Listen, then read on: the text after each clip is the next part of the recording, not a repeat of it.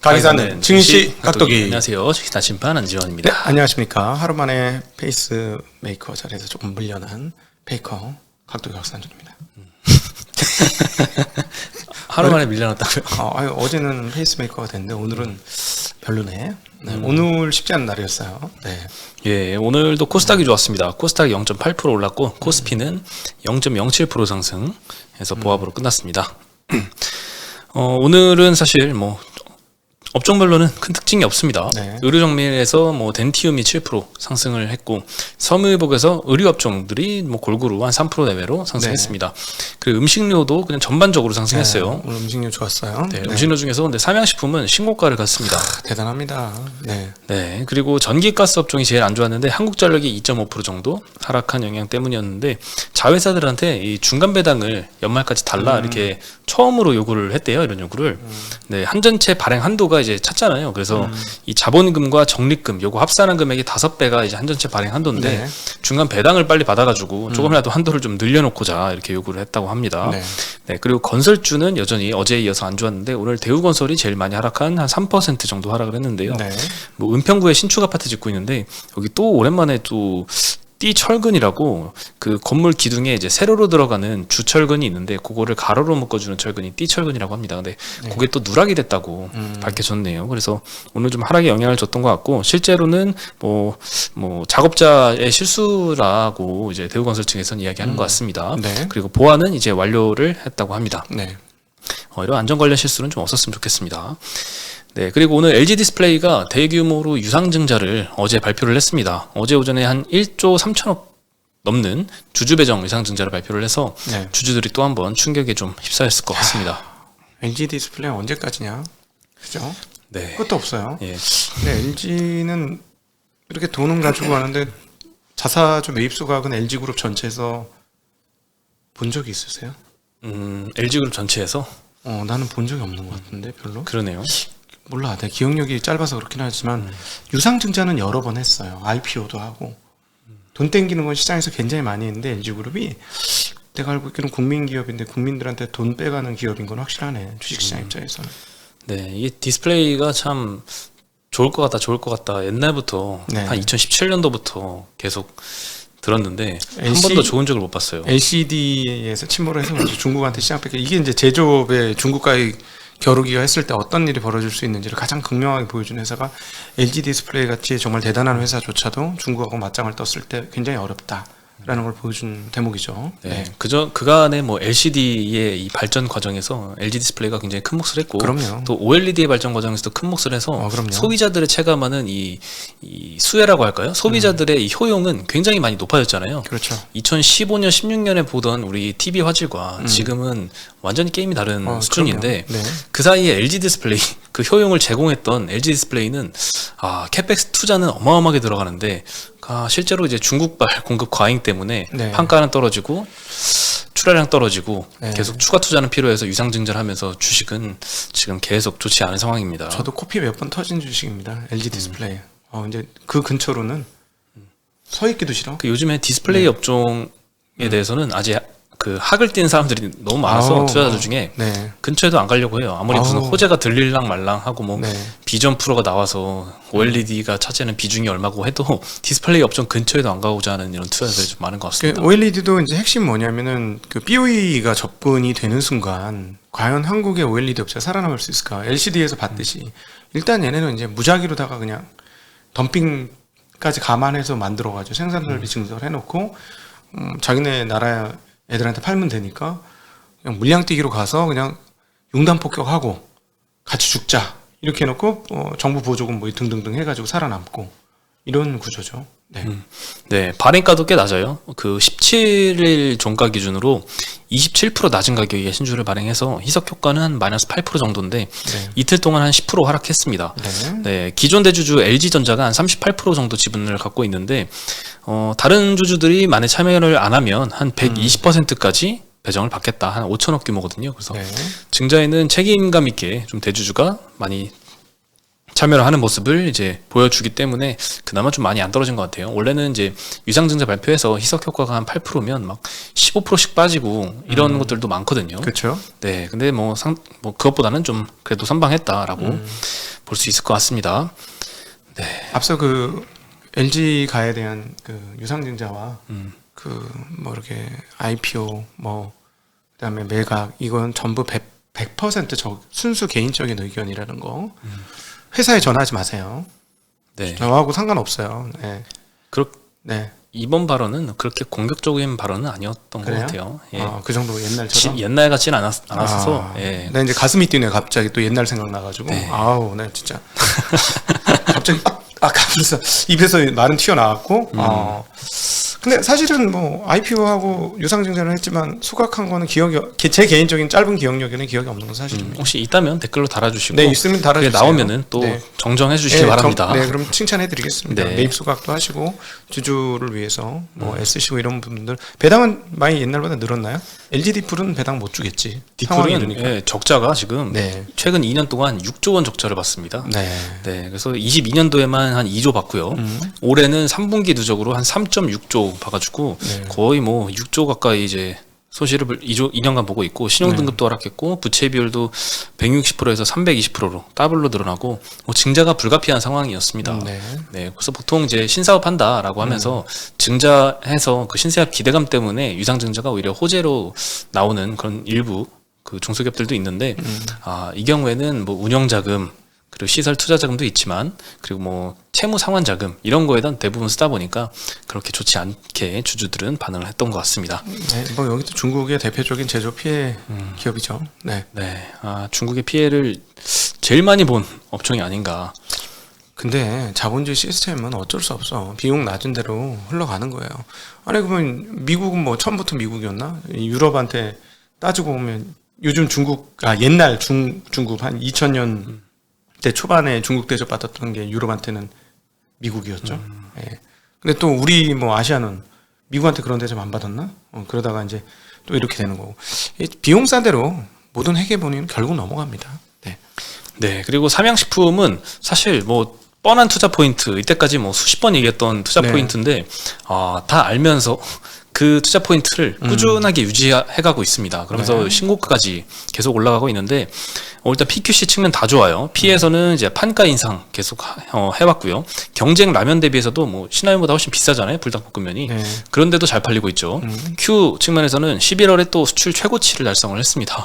네, 급성장 계속하면서 캐파 증설도 적시에 또 했죠. 네. 그때 막 고민하다가 미래공장 증설을 그렇죠. 했잖아요. 그래서 뭐 고심 끝에 고민을 오래 했어요. 예, 한 만큼 딱 적시에 잘했던 것 같습니다. 네. 네. 이미 그때 쇼티지였어. 완전히 그 원조 공장에서는 더 이상 감당이 안 됐어요. 예, 분석을 해보니까 그렇고 아마 그 밀양 2 공장도 짓는 걸로 알고 있는데 1 공장 지을 때 2 공장 증설 발표했죠. 예, 그렇죠. 네. 그리고 이제 C 측면, 요거 원가 측면에서는 밀 가격이 계속 떨어지고 있습니다. 우크라이나 전쟁 때 22년도 초에 위로 빵 올랐다가 그게 다 안정화돼가지고 지금 2020년 정도 수준으로 안정화된 상태에서 계속 흘러가고 있어서 PQC 측면 모두 다 긍정적이다. 네. 근데 요거를 다 알고 있는 투자 포인트지만 그래도 계속 요걸 이 좋은 흐름을 유지하고 있다. 추가로 환율까지 우호적이다. 네. 그러니까 1,300원 넘죠 아직도. 성장주들이 안 좋으면 꼭 이쪽으로 돈이 좀 들어오는 경향성을 최근에 가지고 있어요. 오늘 음식료가 대체 좋았잖아요. 네. 네, 그런 흐름도 있는 것 같습니다. 예, 그리고 하림그룹이 HMM 인수의 우선 협상 대상자 네. 선정이 되었습니다. 기존에 보유하고 있는 이제 펜오션 있잖아요. 이 펜오션이 이제 벌크 선사 위주로 하고 있는데 네. HMM은 컨테이너 위주고 그래서 안정적인 포트폴리오를 갖춰서 시너지를 내겠다라고 네. 언급을 했습니다. 근데 주가는 사실 이렇게 큰 뉴스가 있었음에도 좀 오르다 말아요. 네. 하림은 상한가 같고요. 하림 지주는 봤어? 14% 그래, 지주. 그래도 네. 많이 올랐네 아침보다. 하림 지주도 이제 그 라더견 테마주 그 테마주가 예, 있죠. 엮였었죠? 피해주의 하나잖아요. 뭘 피해야 올랐는데 아니, 올랐다 떨어졌어? 아니 라더견 사태 때 그때 막 하한가 연속으로 갔던 종목이었잖아요. 아니야 오른 것만큼 떨어졌어요. 오른 만큼만 떨어졌어요. 원래 오른 그저 만큼 떨어졌어요? 8,000원에서 시작해서 왕창 올랐다가 8,000원 다시 떨어졌어요. 라더견 테마주가 아니었나요? 그때? 라더견 테마주 맞았어요. 맞았어요? 근데 뒤늦게 올랐다가 그냥 다른 것들 대비 좀 덜 빠졌다는 근데 여기 거죠? 하림은 정말 유감 많은 회사예요. 회사는 정말 싸거든요. 이렇게 뭐 이 회사 시가총액 1조 안 할걸? 지주사가? 얼마더라? 기억이 안 나네. 나 돌았으면 까먹네. 이제 큰일 났네. 되게 싸요 이거. 얼마 안 해서 4천억인가 6천억밖에 안 할걸. 근데 이 회사가 주주 생각은 1이나 할지 모르겠어요. 이 운용자들한테는 유명합니다. 하림은 개인 주주들 생각 안 하는 걸로. 아, 나 오늘 왜 이러지? 이렇게 좀 험하게. 자, 여기까지. 아, 이 회사 진짜 개인 주주들 별로 생각 안 해. 네, 좀 생각해 주시기 바랍니다. 진짜 생각 안 해. 네, 그건 알고 있어요. 근데 이제 이게 컨소시엄으로 인수를 하는데 페노션과 JKL 파트너스 요 컨소시엄이거든요. 그래서 돈을 직접 쏘는 주체가 페노션이라 페노션은 오늘 10% 정도 하락을 했습니다. 네. 네, 이 컨소시엄이 HMM 지분 한 58%를 6조 4천억 원 정도에 인수를 한다고 합니다. 내년 상반기까지 인수 종결할 예정이고요. 네. 그리고 또 하나 저 대형 인수 건이 있습니다. 큰 건 터졌죠. 쿠팡이 또 하나 인수를 합니다. 네. 네, 한 5억 달러 정도, 6,500억 정도를 들여서 미국에 있는 파페치 이 이커머스 플랫폼을 인수를 합니다. 이게 영국에서 시작됐는데 쿠팡이 80% 지분을 갖고 있는 SPC를 통해서 인수를 하는 구조고요. 파페치가 거의 뭐 부도설까지 나올 정도로 위기 상황이었습니다. 며칠 전에 그런 뉴스 나왔었어요. 네, 21년도에는 굉장히 핫한 주식이었는데 그렇죠. 네, 이 190개 국가에서 한 1,400개 정도의 명품 브랜드를 판매하는 업체로 알려졌고 요거는 플랫폼입니다. 명품 업체는 아니고. 네, 얼마 전에 15일에 뉴욕타임즈에서 이런 기사도 나왔어요. 이 파페치가 이제 최근 부도 위기를 겪고 있는데 연말까지 5억 달러를 구하지 못하면 도산할 것이다. 네. 이런 보도를 났는데 딱 5억 달러의 인수를 하네요. 주가는 보면 거의 부도 거의 상황을 반영하고 있었어요. 주가 보여드리면요. 와, 저게 2018년에 상장한 회사거든요. 근데 21년도에 플랫폼 업체들이 다 같이 주가 막 급등했었던 시기였잖아요. 그때 73달러를 찍고 최근에 0.6달러.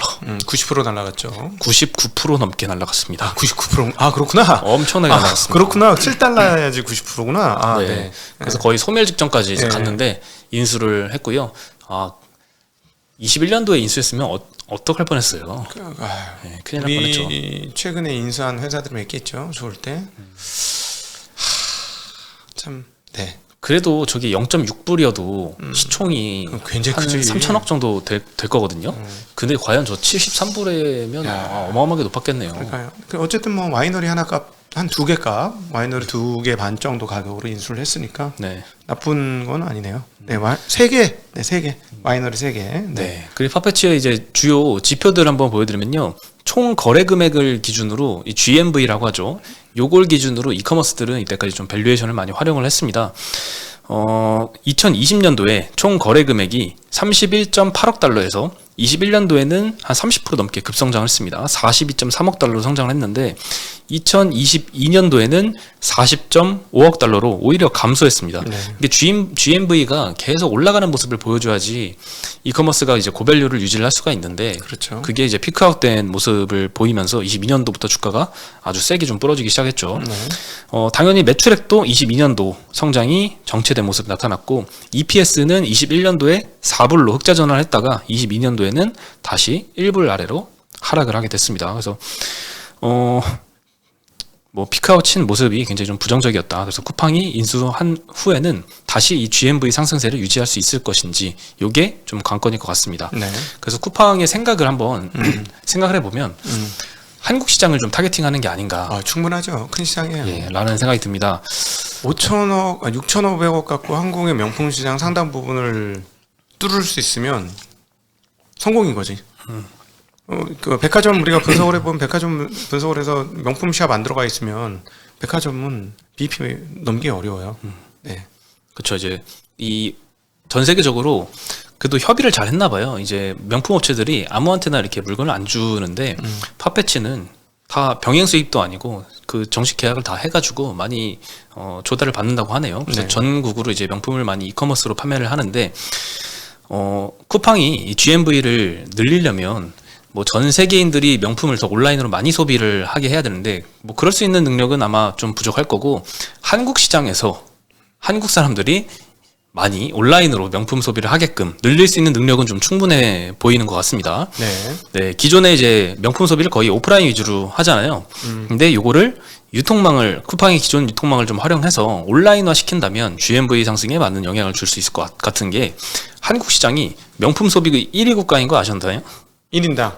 예, 그렇죠. 총액으로는 뭐 중국이 더 높을 거고. 뭐 그럼요. 네. 네, 22년도에 한국의 1인당 명품 소비액이 43만 원입니다. 네. 이게 뭐 명품을 아예 안 사는 분들도 포함된 수치일 거니까 43만 원이면 1위니까 그래도 꽤 전 세계에서 가장 명품을 좋아하는 나라다라고 할 수 있을 것 같아요. 꽤 오래됐어요. 손님들이 야 유럽 가도 명품 없어. 한국 백화점 너무 많어. 그렇죠. 뭐 네. 유럽에 뭐 유명한 이제 명품 매장들에 줄 서 있는 게 다 한국인이다 이런 얘기도 많이 들렸으니까 네. 그만큼 명품을 많이 좋아하는 이제 한국이 큰 시장인데 한국의 명품 GMV 총 명품 거래 금액이 22조 원입니다. 6개월 대 큽니다. 전년 대비해서 24% 급증한 수치고요. 22년도 기준으로 이 파페치의 22년도 GMV가 5조 원입니다.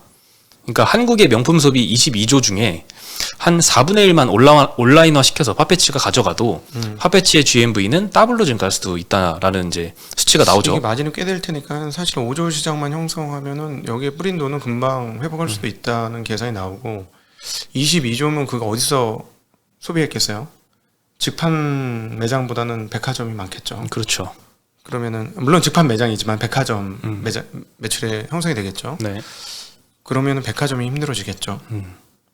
야 쿠팡이 온라인 커머스 작살내더니 이제는 방향을 틀었습니다. 백화점까지 작살낼 가능성이 있어 보이네요. 어쨌든 뭐 더 무서운 알리익스프레스가 들어오는 상황에서 뭐 효과적인 선택이었을 수 있겠습니다. 물론 이제 돈이 얼마나 더 들어갈지 모르겠습니다만 저거 투자한다고 완전히 리뉴얼이 될지 모르겠어요. 네. 근데 쿠팡 유통망을 활용해서 좀 더 이제 명품 소비자들한테 줄 수 있는 효용은 빠른 배송 그리고 뭐라고 할까요? 그 유통 마진을 조금 줄여가지고 조금 더 싸게 줄 수 있는 거? 그 정도잖아요. 근데 근데 원하는 제품을 살 수 있으면 대단한 거죠. 뭐 에르메스의 무슨 뭐 벨킨백, 조달, 벨킨백 살 수 있다. 난리 날 수 있어요. 줄 서도 못 사는 거를 이제 그냥 쉽게 쿠팡 통해 살 수 있다. 벨킨백이니? 에르메스의 샤넬일 것 같은데요. 안 사봐가지고 잘 모르겠네. 네. 죄송합니다. 버킨백인가? 벌킨 아니었어? 잘 모르겠어요. 몰라요. 네, 죄송합니다. 남자들이라 좀 안 사봐서 잘 모르겠습니다. 죄송합니다. 이거 방송 사고네. 네, 거의 네. 네, 그래서 뭐 명품에 오히려 희소 가치를 유지하는 게 중요하잖아요. 그래서 명품 업체들이 그럼 앞으로 과연 많이 줄 수 있을까? 껍데기를 좀 튼튼하게 해야 되지 않겠어? 이런 백 같은 거는? 왜요? 그거 구겨주면 안 되잖아. 택배로 배송 올 때? 과정에서. 뭐 그럼 그거는 뭐 잘 하겠죠. 그러면은 껍데기 이상해서 막 흔들어보고 그거야. 그럼 훔쳐가는 거 아니야 이제부터? 택배 문화 바뀌는 거 아니야? 택배 집 앞에 그냥 던져놓은 거 그냥 휙휙. 명품백인 거를 확인하고 가져간다? 가져가지. 근데 한국 사람들의 아니야, 이거는 직접 갖다 줘야 돼. 직접 갖다 주지 않으면 이거 문제 생겨요. 그런가요? 이거는 이게 좀 발동할 수 있을 것 같아. 그러네요. 우리가 이제 지금까지 택배로 시켜먹는 것들 중에 제일 비싼 축에 속하겠네요, 이 명품이. 막 500만 원짜리 이런 거 와봐. 그냥 들고 가도 아무 문제 없어. 그럼 누가 뭐라 할 거야? 그냥 쿠팡 박스 이렇게 들고 가는데. 그렇죠. 조심해야겠네요. 마스크 쓰고 선글라스 딱 끼고 모자 딱 쓰고 CCTV 찍어라. 죄송합니다. 방법을 너무 많이 가르쳐 드렸네. 네. 그래서 조심해야 되고 그러면 이제 그 인수 주체인 쿠팡 같은 경우에도 파페치를 왜 인수했을까? 파페치의 성장뿐만 아니라 쿠팡의 성장에 있어서도 좀 많이 시급한 상황인 것 같긴 합니다. 네.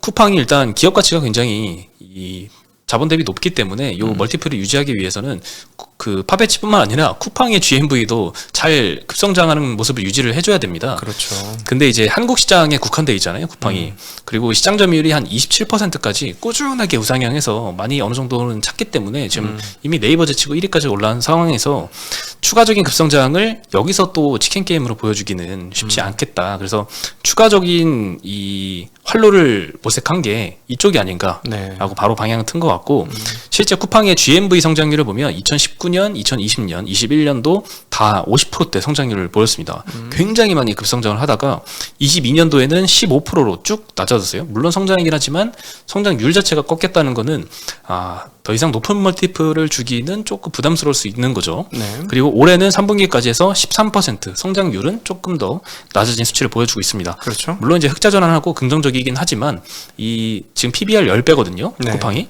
이런 상황에서는 흑자 1조 더 내는 게 중요한 게 아니라 이 GMV 성장, 이 플랫폼으로서의 가치를 끊임없이 좀 보여줘야 되는데 글로벌 이커머스로 좀 확대를 하기에는 뭐 아마존, 알리바바, 뭐 알리익스프레스, 테무 이런 데가 꽉 잡고 있는 것 같아요. 그래서 치킨 게임으로 더 이상 이제 막 캐펙스 예전처럼 쏟아가면서 이렇게 할 수는 없을 것 같고 네. 대체제로 좀 전혀 다른 명품 시장을 좀 공략한 게 아닌가 네. 싶고 이제 쿠팡의 GMV가 저 이렇게 빨리 성장하는지 몰랐는데 한창 이제 쿠팡 그 상장할 때 22년도 초에 그때 21년 기준 자료를 보고 23조 원, 22조 원 이런 거 봤는데 찾아보니까 22년도 기준으로 뭐 40조 원 네. 정도입니다. 그래서 이 쿠팡 GMV가 40조 원인데 팟패치에 한 5조 원 추가되고 한국의 오프라인 시장 22조 원 규모로 말씀드렸죠. 거기에 조금만 온라인화돼도 GMV 한 차례 급성장은 좀 가능하지 않을까라는 생각이 좀 들고요. 쿠팡의 재무지표 한번 점검을 해보면 재무 상태표입니다. 부채가 86억 달러, 자본이 29억 달러, 부채 비율은 300%. 올해부터 이제 흑자 전환을 하긴 했는데요. 누적 결손금이 저기 네모 박스에 보면은 54억 달러 쌓여 있습니다. 한 6, 7조 정도 되는 것 같아요.